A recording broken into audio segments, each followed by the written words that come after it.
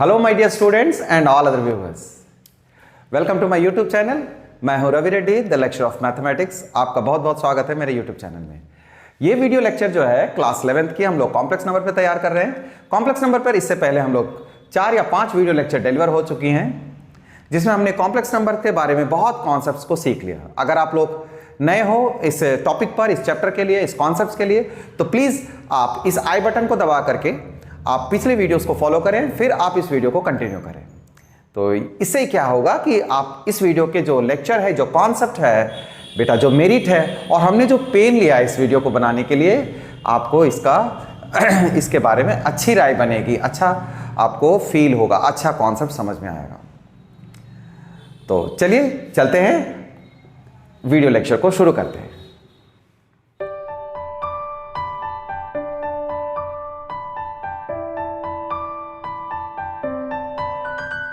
Welcome back my dear students. आज का जो कॉन्सेप्ट है कॉम्प्लेक्स नंबर को, जैसा कि हमने देख चुके हैं कि ये जो कॉम्प्लेक्स नंबर है स्टैंडर्ड फॉर्म, हमने स्टैंडर्ड फॉर्म को देखा। Standard form z is equals to a plus iota b इस तरह से लिखा जाता है। जैसा कि आप सब जानते हो, आयोटा सबसे एक कॉम्प्लेक्स, एक इमेजिनरी यूनिट है, इसे आयोटा पढ़ते हैं। ये इमेजिनरी यूनिट है, ये इमेजिनरी यूनिट है। तो इमेजिनरी यूनिट पर बेस्ड होता है, ये एक लेट किया हुआ टर्म है, इसे हमने मान लिया कॉम्प्लेक्स नंबर स्टार्टिंग करने के लिए, यानी शुरुआत करने के लिए हमने इसे लेट कर लिया कि ऐसा एक क्वांटिटी होती है। चूंकि ये इमेजिनरी है, इसलिए इस पूरे टॉपिक का नाम, यानी जो अलजेब्रा इस पर बेस्ड है, वो इमेजिनरी हो गई, यानी कॉम्प्लेक्स नंबर। एक ऐसे नंबर्स जिसको हम नंबर लाइन पे नहीं दिखा सकते, जो रियल नहीं है। ये स्टैंडर्ड फॉर्म है कॉम्प्लेक्स नंबर का, z is equals to a plus iota b। अगर आप नोटिस करें z बार, अब जैसे कि कुछ बातें हम लोगों ने पीछे सीख चुके हैं हम लोग, मैं आपको याद दिला दूं। इक्वालिटी सबसे पहले मैं आपको यहां पर लिए चलता हूं। इक्वालिटी क्या है? अगर complex number x plus iota y is equals to a plus iota b, suppose we have any time like this. अगर कोई कॉम्प्लेक्स नंबर ऐसा मिल गया, दो कॉम्प्लेक्स नंबर आमने सामने हैं, तो हम कंपेयर कर लेंगे, कंपेयरिंग बोथ साइड। कैसे? रियल एंड इमेजिनरी पार्ट, हम लोग दोनों तरफ से रियल पार्ट और इमेजिनरी पार्ट को कंपेयर कर लेंगे। इट मींस दैट कि x is equals to a हो जाएगा और y is equals to b। That's it. ये पहला कॉन्सेप्ट हमने सीख लिया। आइए सेकेंड कॉन्सेप्ट क्या है? इक्वालिटी के बाद अब हम लोग ने एक नया कॉन्सेप्ट को सीखना है, कॉन्जुगेट। आज देखिए एक नया कॉन्सेप्ट को सीखने वाले हैं, कॉन्जुगेट, कॉन्जुगेसी। कॉन्जुगेट जैसा कि टर्म्स में अक्सर हम लोग बोल दिया करते हैं, अगर z कोई कॉम्प्लेक्स नंबर है x plus iota y, suppose we है, तो कॉन्जुगेट को कैसे लिखेंगे? z बार। इसे कैसे पढ़ते हैं? Conjugate of z। Conjugate of z को हम लोग z बार से डिनोट करते हैं। ओके, इसे z कॉन्जुगेट या z बार जो भी आप कह सकते हो। तो z बार का नोटेशन जब ऐसा लगता है, तो आप एक काम करेंगे, x प्लस आयोटा y पर कॉन्जुगेट का साइन लग गया, और आप जब ये साइन हटाओगे, जहां आयोटा है वहां आपको आयोटा की जगह माइनस आई रिप्लेस कर देना। ये कॉन्जुगेसी है, इसको कॉन्जुगेट कहते हैं, conjugate of z। That's it.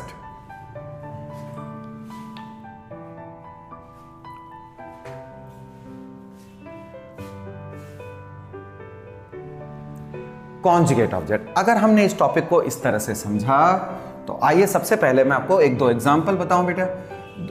Example ये है कि z is equals to 2 plus 3 iota है, सपोज करो, है ना, 2 प्लस 3 आयोटा। तो z बार जो हो जाएगा, आप लिखोगे 2 प्लस 3 आयोटा पर कॉन्जुगेट, और कॉन्जुगेट का साइन यदि हटाते हो तो 2 माइनस 3 आयोटा लिख देंगे। ये z बार हो गया। ये पहला एग्जाम्पल आपके पास रहा। आइए second example, quite simple. Iota जहां पर है वहां माइनस आयोटा लिख देंगे। इट मीन्स ये है कि -5 माइनस का 3 आयोटा है, सपोज करो, है ना।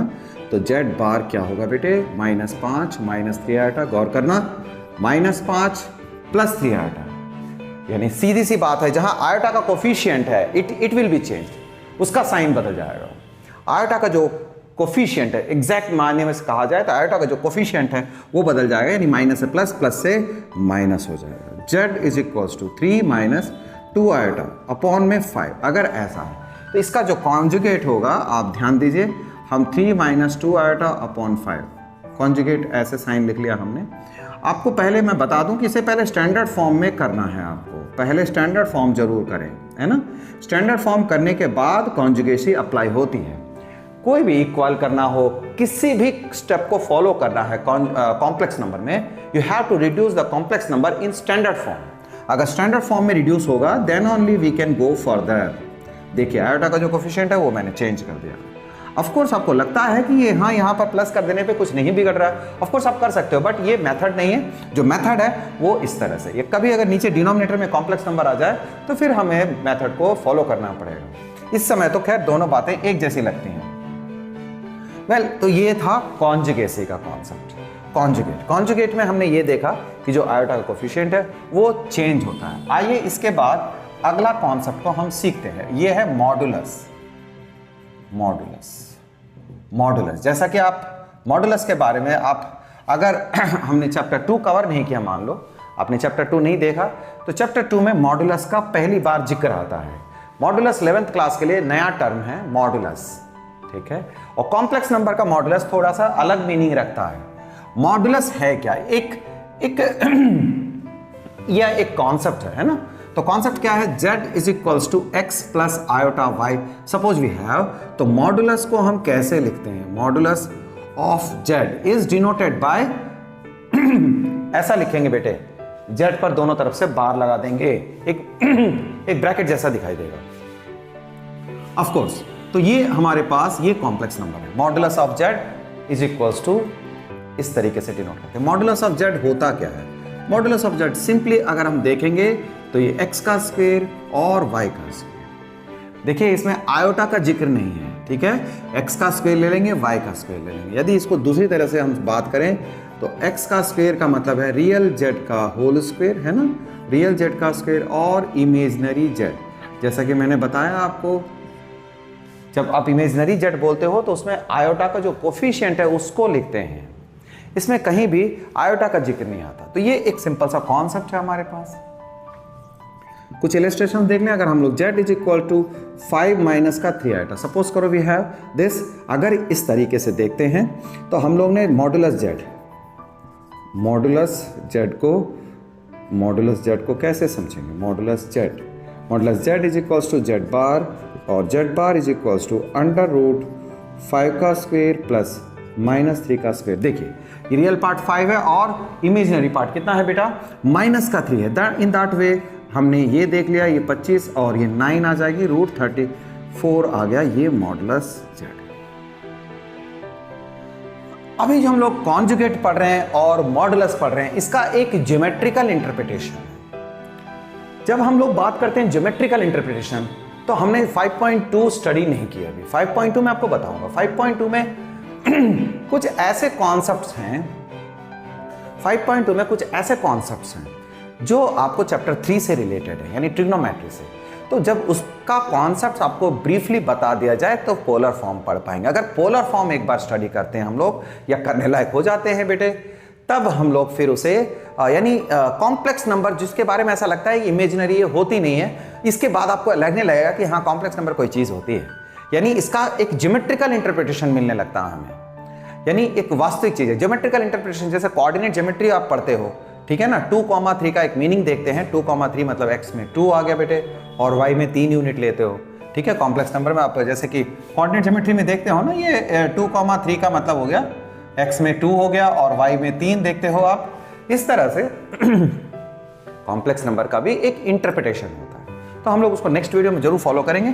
आप फिलहाल मॉडुलस का जो वर्किंग नेचर है, यानी कि एक मैनिपुलेशन यानी मैथमेटिकल जो इंटरप्रिटेशन है, अलजेब्रिक इंटरप्रिटेशन, उसको हम लोग देखना चाहते हैं, कॉन्जुगेट और मॉडुलस को। आइए हम लोग कुछ कॉन्सेप्ट्स को आगे ले चलते हैं। जैसे कि z is equals to x plus iota y है, हमारे पास ये एक स्टैंडर्ड फॉर्म है कॉम्प्लेक्स नंबर का। z is equal to iota y है बेटे, तो आप इस पे नोटिस करें रियल z के बारे में बताया जाता है x है, यानी ये आयोटा वाई नहीं आएगा, जो x आयोटा से अलग टर्म है उसे हम रियल z लिखेंगे। इस तरह से इमेजिनरी z के बारे में हमने डिस्कस किया, केवल आयोटा वाई को बोलते हैं। ये हमारे पास कॉन्सेप्ट है। आइए सेकंड, अगर मैं कहता हूं if Z is pure real, इसका एक मीनिंग आएगा, जेड इज प्योर रियल। तो मैं आपको बता दूं कि हमारे पास कॉम्प्लेक्स नंबर्स को जब हम मतलब कोई भी वीडियो मैं बनाता हूं, कोई लेक्चर को डेवलप करते हैं, तो आपको एक इंटीग्रेटेड कॉन्सेप्ट देने की कोशिश करता हूं। थोड़े से एनसीईआरटी के बियॉन्ड जाना पड़ता है, क्योंकि एनसीईआरटी में कुछ क्वेश्चंस कॉन्सेप्ट नहीं होते बट क्वेश्चंस होते हैं, या ये कह लीजिए आपके स्कूल में जो एग्जाम्स होता है या एनुअल एग्जाम होगा, बोर्ड एग्जामिनेशन होते हैं, उसके क्वेश्चंस जो हैं एनसीईआरटी के थोड़े बियॉन्ड होते हैं। तो उन कॉन्सेप्ट्स को मैं इंटीग्रेट कर देता हूं आपको शुरू में, स्टार्टिंग से, सो दैट कि उससे रिलेटेड जब क्वेश्चन कराता हूं तो मैं अलग से ना कराना पड़े, है ना। रिकॉल तो करते ही हैं हम लोग उस समय। जेड इज प्योर रियल, इसका मतलब जैसे कि आप देखिए जेड इज प्योर रियल का क्या मतलब लगता है। प्योर रियल का मतलब बिल्कुल जैसा कहते हैं प्योर वेज, प्योर वेज का मतलब हो गया वहां आपको नॉन वेज बिल्कुल नहीं मिलेगा, ठीक है। बिल्कुल इसी तरह प्योर रियल का मतलब हो गया उसमें इमेजिनरी क्वांटिटी नहीं होगी। जेड इज प्योर रियल का मतलब हो गया आप उसमें इमेजिनरी जो क्वांटिटी होगी, इमेजिनरी पार्ट जो हो जाएगा बेटा वो 0 हो जाएगा। इमेजिनरी पार्ट का मतलब हो गया imaginary z is equals to 0। इसका मतलब आप आगे बढ़ते हुए आप बोलोगे y0। ये पूरे सारे चारों स्टेप एक चीज है। अगर जेड प्योर रियल कहते हो इसका मतलब हो गया उसका इमेजिनरी पार्ट 0 है। वेल ठीक है। इसी तरह से अगर आपको कहा जाता है कि जेड इज प्योर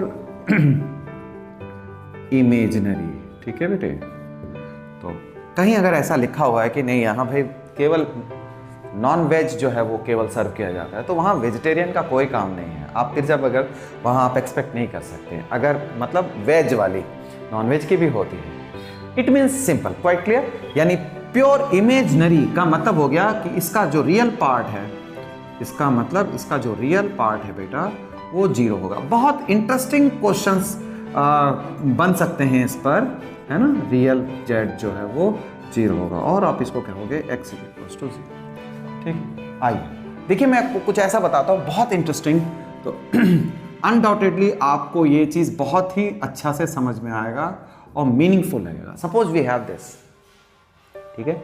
अगर ऐसा दे रखता है, कभी ऐसा कहेगा find value of x if z is pure, अगर x की वैल्यू पूछी जाती है, z इज प्योर इमेजिनरी, ऐसे कह देगा आपसे, है ना।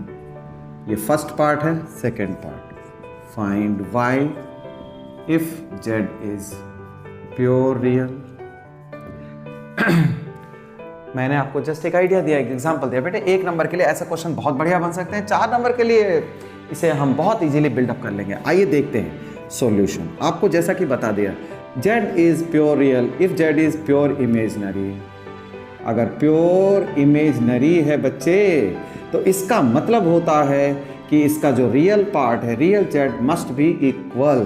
तो रियल जेड कितना है बेटा इसमें, x माइनस 3 है और x की वैल्यू 3 आ गई। ऐसे इस तरह से ये क्वेश्चन सॉल्व होते हैं। फर्स्ट पार्ट हमने देख लिया। इसका सेकेंड पार्ट अगर मैं कहता हूं z is pure real,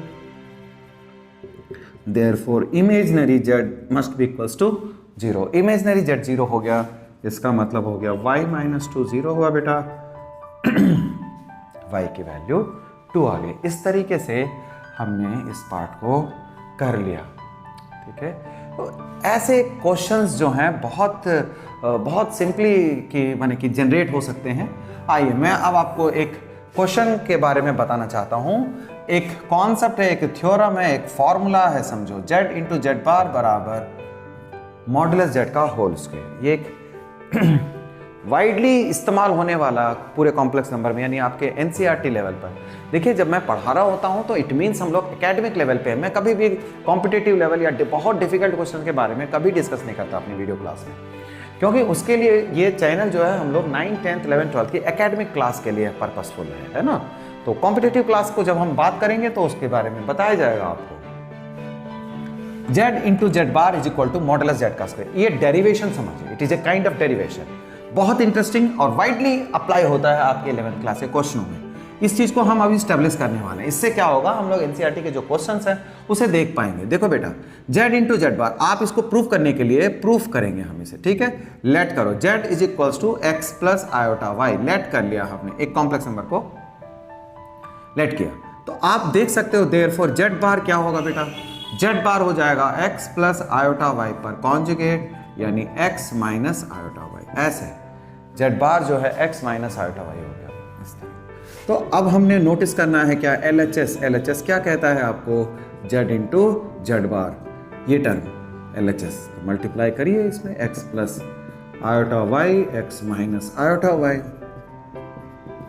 I square a plus b, a minus iota भी लग गया, a square minus b square, iota square की वैल्यू -1 होती है ना, x square plus y square, ये तो जेड इंटू जेड बार हो गया, इट इज़ देयर, ये LHS हो गया। अच्छा, हम चूंकि जानते हैं मॉडुलस जेड की वैल्यू अभी हमने सीखी, मॉडुलस का जेड का मतलब हो गया रियल पार्ट का स्क्वायर और इमेजिनरी पार्ट का स्क्वायर, ये हो गया x square plus y square. देखिए जेड अगर ये है तो x square plus y square लिख लिया हमने। तो मॉडुलस जेड है तो RHS क्या है, देखो आप, RHS तो इसका स्क्वायर बता रहा है, इसका स्क्वायर बताने का हो गया एक्स स्क्वेयर, यानी x square plus y square. What you see, ये टर्म और ये टर्म दोनों सेम है, इसका मतलब हो गया LHS is equals to RHS, आपने प्रूव कर दिया। आइए अब हम लोग देखते हैं मिसलेनियस का क्वेश्चन। मिसलेनियस का पहला क्वेश्चन बहुत इंपॉर्टेंट है, बहुत इंपॉर्टेंट क्वेश्चन है ये, आप इसे देख सकते हैं, 3-4 नंबर के लिए बहुत बढ़िया क्वेश्चन समझा जाता है इसे, आपको बहुत जगह ये क्वेश्चन देखने को मिल जाएगा। ये पावर का होल क्यूब, आप नोटिस करें इस टर्म का पूरे पर पावर क्यूब लग रहा है, यानी ऐसे क्वेश्चन हमने पहले एक्सरसाइज में सॉल्व किए हैं, तो इस क्वेश्चन को भी कर लेंगे। आयोटा की पावर 18, पहले दोनों टर्म को सिंप्लीफाई कर लें, अंदर के जो ब्रैकेट के जो अंदर के टर्म है, आयोटा की पावर 18 है, तो हम जैसा कि जानते हैं ये 2 के टेबल में आता है। कोई भी आयोटा की एक्सपोनेंट है वो याद देखिए पहले कि 2 के टेबल में है या 4 के टेबल में है ना। अगर 2 के टेबल में है तो आप इस तरह से लेंगे, अगर 4 के टेबल में है तो क्वाइट बेटर, वो जल्दी सॉल्व हो जाएगा। खैर आई स्क्वेयर की वैल्यू -1 होती है, हम जानते हैं आई स्क्वेयर की वैल्यू -1 होती है, अगर ये -1 है -1 की पावर 9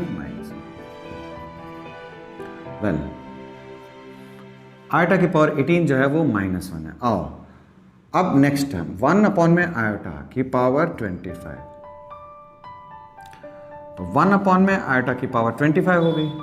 आप देखते हैं डिनोमिनेटर में ऑड पावर होने पे हमने क्या ट्रीटमेंट बताया आपको ट्रीटमेंट बताया कि पहले उसे आप इवन बनाओगे रैशनलाइज करते हुए, आपने मल्टीप्लाई कर लिया ऊपर नीचे, आयोटा की पावर 26 हो गया, फिर उसके बाद आयोटा ऊपर, आयोटा की स्क्वायर इवन पावर है तो 2 के टेबल में आ जाएगा, 2 × 13 आई स्क्वायर की वैल्यू -1 की पावर 13। तो यहाँ आपको मल्टीप्लाई यानी कि इस तरह के टर्म को सिंप्लीफाई करने पहले आना चाहिए, जो कि हम 5.1 में सीख चुके हैं। अगर आप नहीं देख पाए इन चीज़ों को तो प्लीज़ आप वहाँ विजिट कर लें। देखिए बेटे माइनस आयोटा है, आयोटा की पावर 18 बिकम्स -आयोटा, तो आपने टोटल दोनों सॉल्व कर लिया बेटा। ये एक टर्म ये थी और दूसरी टर्म ये है, दोनों की वैल्यू पुट कर लेंगे। Therefore z is equals to iota की पावर 18 1 अपॉन में आयोटा की पावर 25 की पावर 3 है, पुट कर देंगे वैल्यूज, ठीक है, पुट करेंगे। आयोटा की पावर 18 की वैल्यू -1 है और 1 अपॉन आयोटा की वैल्यू बेटे माइनस आयोटा है, ये पावर 3। दोनों माइनस आने पे आपको समझाया गया था आप ऐसे कर लेना, वरना ये क्वेश्चन, ये इस क्वेश्चन की मुश्किल बात ही यही है, इस क्वेश्चन की मुश्किल बात यही है। अगर दोनों माइनस आते हैं तो बच्चे रियली 10 में से 8 स्टूडेंट पहली बार में तो गलत करते हैं। जब आप इस तरह की सावधानी सीख लोगे तो फिर सही हो जाएगा आपका। यानी -1 को ब्रैकेट ले लिया, माइनस आई, बीच में प्लस साइन क्रिएट कर लिया और आप a + b का होल क्यूब का फॉर्मूला देखते हो, a³ 3a² b 3ab का स्क्वायर प्लस b का क्यूब। इस तरह से आप इसे फॉलो करना बेटा, -1 का क्यूब प्लस 3a² यानी -1 का स्क्वायर और ये माइनस आयोटा 3a, केवल उस फॉर्मूले में मैं पुट कर दे रहा हूँ माइनस आयोटा। इस तरह से ये -1 आ गया प्लस 3, ये आ गया 1 और ये माइनस आयोटा, ठीक है, आराम से सॉल्व कर लें हम। और ये देखिए माइनस का 3 बन गया, 3 को -1 से करने पे, और ये आ गया प्लस आयोटा स्क्वेयर, क्योंकि माइनस का स्क्वेयर प्लस और आयोटा का स्क्वेयर हो गया। और आप जानते हो माइनस आयोटा का क्यूब जो है ये माइनस आयोटा का क्यूब देता है, माइनस का तो माइनस ही हो गया आयोटा के क्यूब। अब आप छोटी सी बातों को देख लें, ठीक है। आइए, क्या, जैसे कि आप ये बताइए आई स्क्वायर की वैल्यू -1 होती है। आयटा क्यूब को कैसे सॉल्व करोगे बेटा? I square into i, -1 into i, it becomes -i। इन चीज़ों को हमने देखा है, तो आप पुट करोगे, यानी z इज इक्वल्स टू, ये रहा -1 और ये सॉल्व हो करके -3 आयटा, और आई स्क्वायर की वैल्यू -1 है, 3 इंटू -1 है ना, तो -3 और आई स्क्वायर की वैल्यू -1, तो ये -1 और ये माइनस बाहर का आयटा क्यूब की वैल्यू -आयटा है। तो आप जल्दबाजी करने की कोशिश करते हो, फिर मिस्टेक्स होता है, दोबारा चेक करते हो आंसर, फिर झल्लाते हो, फिर दोबारा क्वेश्चन को सॉल्व करते हो, मिस्टेक ढूंढते हो। इतने सारे काम अगर आप एक बार अगर आप सोच लें कि ऐसा क्यों हुआ, तो फिर आप इस चीज़ से बच जाओगे। कैसे करना है, क्या करना, आप बेसिक स्टेप को अवॉइड मत कीजिए, बेसिक स्टेप को अवॉइड ना करें, ठीक है। कैलकुलेशन को आप जल्दी से करने के चलते क्या होता है, कई बार छोटी छोटी गलतियां कर देते हैं। अक्सर ये एक्सप्लेनेशन सुनने को मिलता है, बहुत ही अजीब सी बात है कि छोटी छोटी गलतियां करते हैं। छोटी छोटी गलतियां क्या होती है? जब छोटी छोटी गलतियां होंगी तो बड़ी गलतियां तो होंगी ही होंगी, ठीक है। छोटी गलतियां का मतलब आपको कुछ नहीं आ पा रहा है, ठीक है बेटे। बात बुरी लगती है, मैं हर वीडियो में 1-2 बातें ऐसे बताता हूं जहां पर आप ऐसा काम करते हो और फिर ब्लेम ढूंढते हो किस पे डाला जाए। तो ब्लेम किसी पे नहीं ढूंढना बेटे, हमको अच्छा बनना है, हमें बेहतर बनना है, हमें अपनी कमी दूर करनी है, ये सोचो, है ना। ये सबसे अच्छा तरीका होता है अपलिफ्ट करने का, है ना।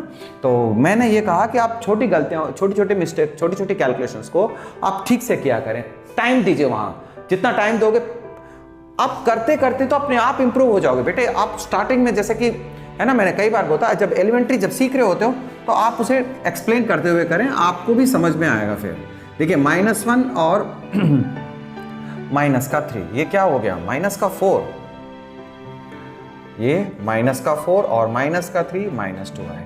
थोड़ी सी एरर लग रही है कहीं पर, एक बार इसको देखा जाए। आयटा -1 का क्यूब -1, 3 -1 का स्क्वायर 1 माइनस का आयटा, ये 3a square b3ab minus eta का स्क्वायर, माइनस का स्क्वायर प्लस आयटा का स्क्वायर -1, तो ये -1 रखा मैंने। यहाँ मिस्टेक हो रही थी, एक ये माइनस, यहाँ -3 है, तो ये माइनस माइनस प्लस का 3 दिख रहे हैं हम, तो प्लस का 3 है, तो आप देख सकते हो ये 2 - 2 आयटा। ये इस तरीके से छोटे से एरर आ रही थी। तो द थिंग इज दैट ये कॉम्प्लेक्स नंबर इस तरह सॉल्व हुआ। एक बहुत ही बढ़िया क्वेश्चन है,